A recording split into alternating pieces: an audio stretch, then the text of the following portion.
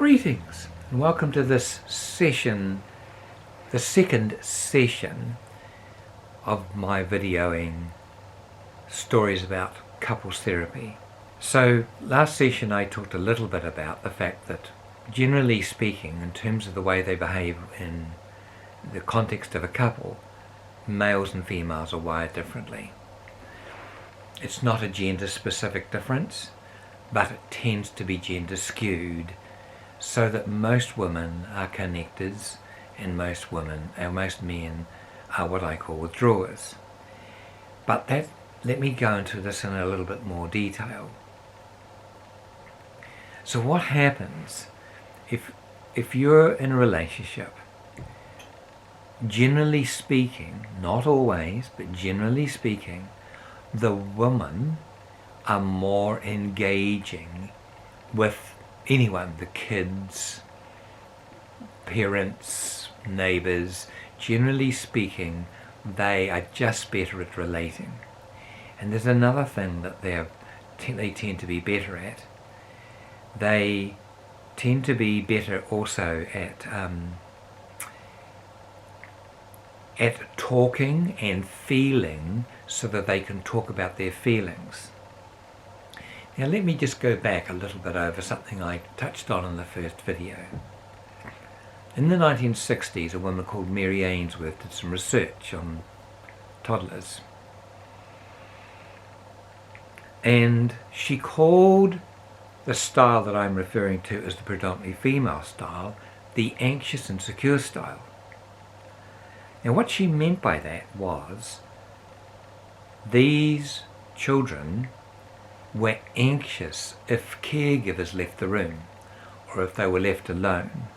Now they may have done that by crying, but what would happen is they'd get worked up when disconnection occurred. So she called that style the anxious style. And the truth is, that's a style most females will keep. I'll come back to this again in a second. Let's talk about the males.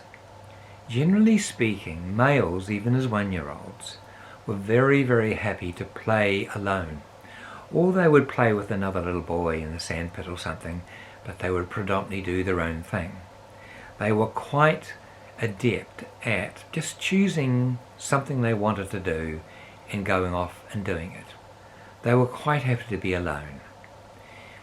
And what Mary Ainsworth called those children, actually John Bowlby I think first ahead of her did, she called them the avoidant insecure type. So the women mostly anxious insecure type, these boys avoidant insecure type. Now I call those types, when I work with them, withdrawers, because they tend to withdraw, particularly around conflict. They don't tend to like conflict. So what happened was that later research on some of these children who had been studied at age 1, they were studied at age 21. And at 21 they had the same patterns. Basically, most of the females were the anxious and secure pattern, and most of the boys were avoidance. Now what is really interesting about avoidance is that they are also anxious, but it's about something different. So when Mary Ainsworth and her team, and later Mary Main, who did research later on, one of Mary Ainsworth's students, what they noticed was that the boys, in being avoidant, would actually get anxious about different things. They would get anxious about work, making money. They'd get anxious about things being sorted. They'd get anxious to make sure that stuff was done. Jobs and tasks were their priority. They'd get anxious about that, but of course they weren't called anxious. They were called avoidant because in the context of relationship, they were more avoidant. They were doing things. It wasn't as if they weren't doing things. They'd often do things that were constructive, and often they would think of their partner when they did some of those things, like bringing in the wood or fixing things. But they weren't as good at relating. They just were not as good at it. And these males that I call withdrawers very often struggle to relate. some of them withdraw so much that I call them dismissives. In the literature they're often called dismissives as well. And this is very disappointing, because when they're dismissive, they may fall in love with somebody, but they are so distant, they are so disengaged, that they're sort of like living a single life in a house with a partner, but hardly ever relating to her. And the difficulty for the woman in that case is they then don't quite know what to do. Like, it's not like their partner's doing nothing. He might be bringing home the bacon and bringing in the wood. But the difficulty is they're not getting affection, they're not getting closeness, they're not able to talk about their day, because these avoidants are often got a very short attention span. They often find it difficult to listen at length, and frequently they really struggle to understand what their partner's talking about, because their partner's talking mostly from feelings. And as I said in the last video, many of these withdrawers don't know their feelings, and they certainly don't usually talk in terms of feelings. So what happens is their feelings are buried. Now this creates a problem, because let me tell you a little bit about these avoidant patterns. The difficulty for these avoidants is that they close down to their own needs a lot, their own needs, let alone anyone else's needs. And in doing that, they shut down, they don't feel much, they push themselves, they pressure themselves, they get anxious, but they get anxious about stuff being sorted, not about the relationship so much. They might get anxious when they're listening to their partner, because they're anxious about not knowing what to say. But their general pattern is to struggle to relate in a warm and engaging way they did in the honeymoon period. Now for their female partners, this is very, very difficult.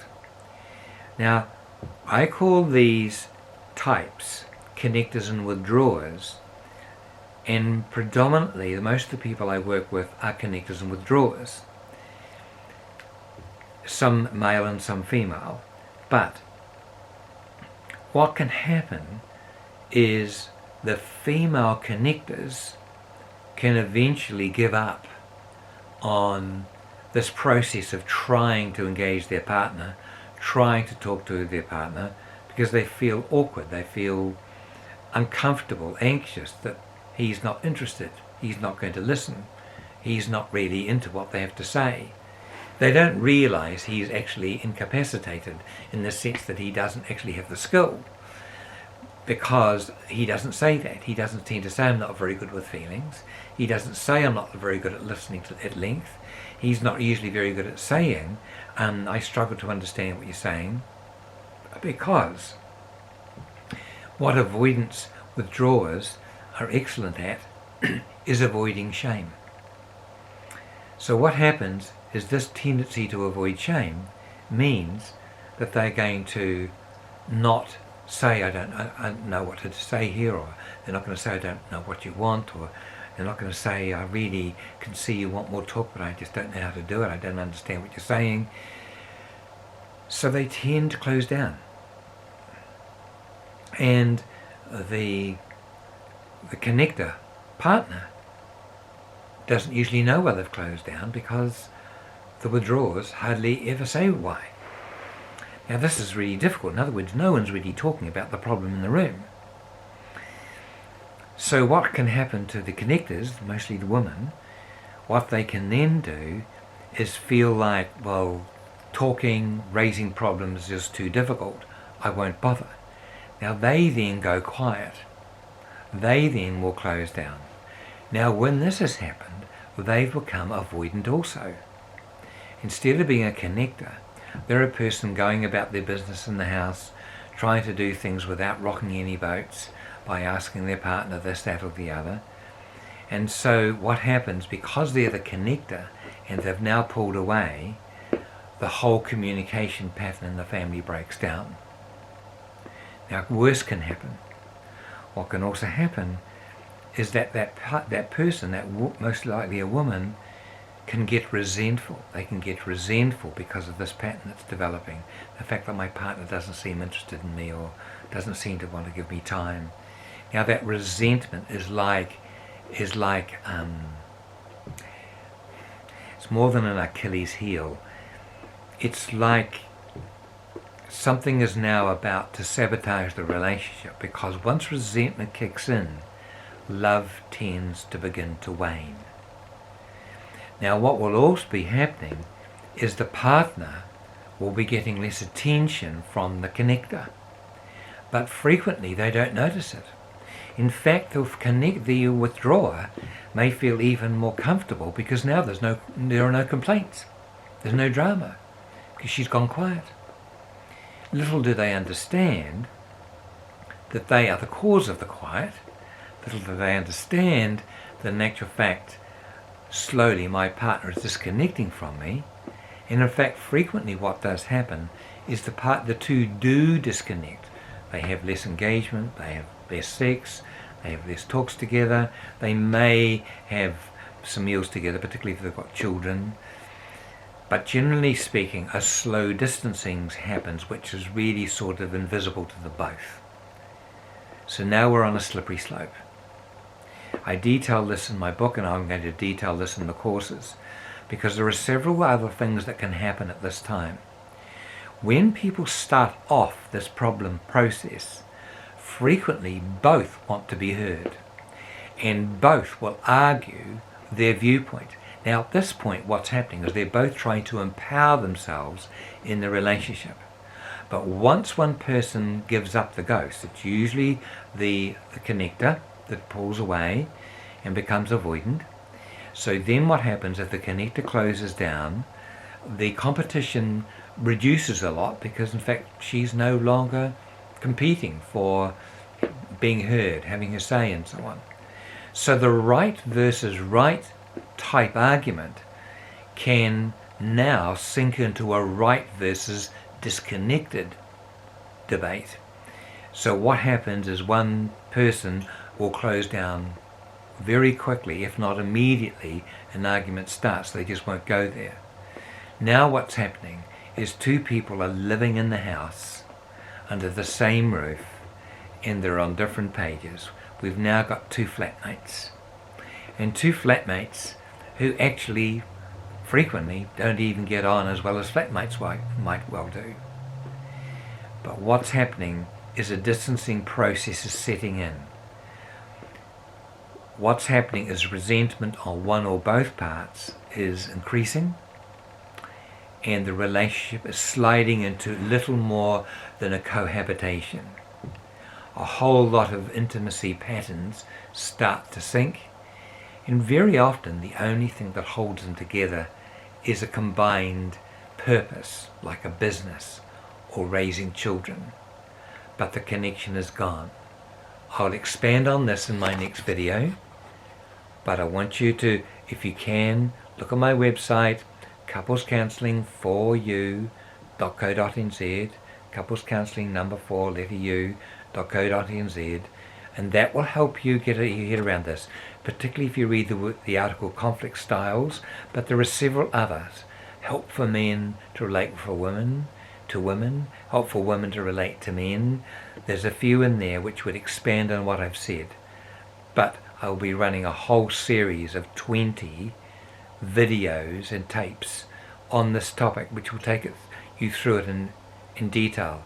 And by the way, if your relationship's terrible and you have children, you're training them in how to repeat this pattern when they get together with someone in a few years' time.